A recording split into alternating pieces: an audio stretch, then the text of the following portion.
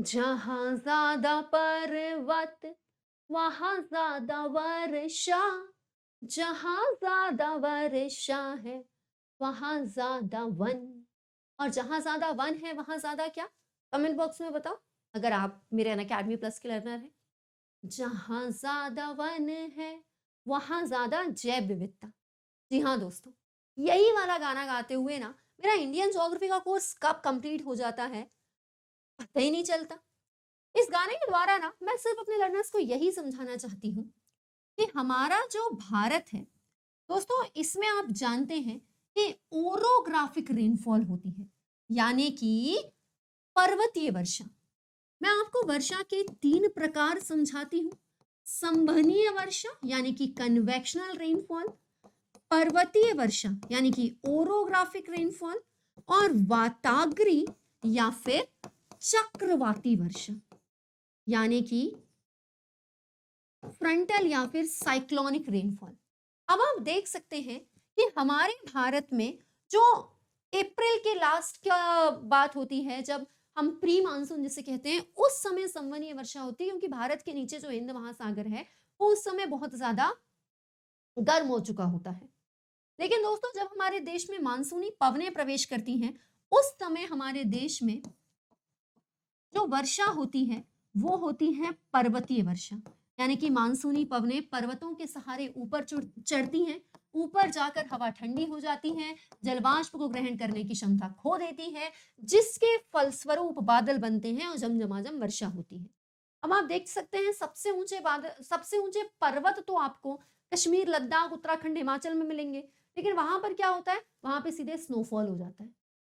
उसके बाद अगर हम बात करें ऊंचे ऊंचे पर्वतों की, तो एक तो आपको ये मिलेंगे उत्तर पूर्वी भारत में, तो आप जानते हैं कि सबसे ज्यादा वर्षा आपको उत्तर पूर्वी भारत में मिलेगी। और उसके बाद सेकंड नंबर पे आपको ये मिलेंगे हमारे पश्चिमी घाट में, यानी कि वेस्टर्न घाट में। अब दोस्तों, ये जो पश्चिमी घाट है, यहाँ पर नॉर्थ ईस्ट इंडिया के बाद सेकंड नंबर पे बहुत ज्यादा वर्षा होती है, इसीलिए हमें यहाँ पर बहुत ज्यादा वन देखने को मिलते हैं।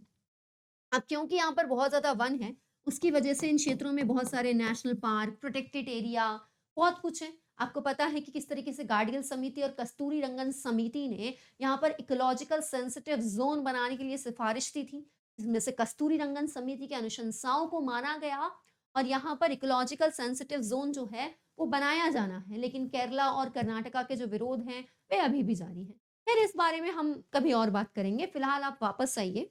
मैं फ्लो में थोड़ा-सा बह गई थी, माफ़ करिए।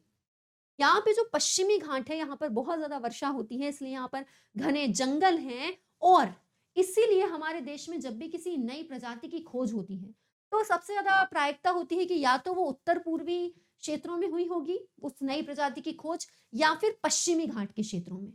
जी हाँ, तो अब आप इसका एक लॉजिकल रीज़न भी जानते हैं। यही कहती हूँ मैं, अगर आप मेरे साथ भूगोल को जीना सीखते हैं, तो आप सारी चीज़ों को बड़े ही आराम से एक दूसरे से जोड़ करके समझ सकते हैं। अब यहाँ पर आप देख सकते हैं कि जब मैंने आपको बताया कि पश्चिमी घाट में अलग-अलग तरीके की प्रजातियां जो हैं वो डिस्कवर होती हैं, तो इस बार यहाँ पर जो नई प्रजाति डिस्कवर हुई है वो है न्यू कंगारू लिजार्ड स्पीशीज। जी हाँ, कंगारू लिजार्ड छिपकली। अब आप देख सकते हैं कि ये जो स्पीशीज है, ये अगस्त्य अगमा जीनस की दूसरी स्पीशीज है जिसे खोजा गया है। इससे पहले भी भारत में इसी जीनस की एक स्पीशीज को खोजा गया था।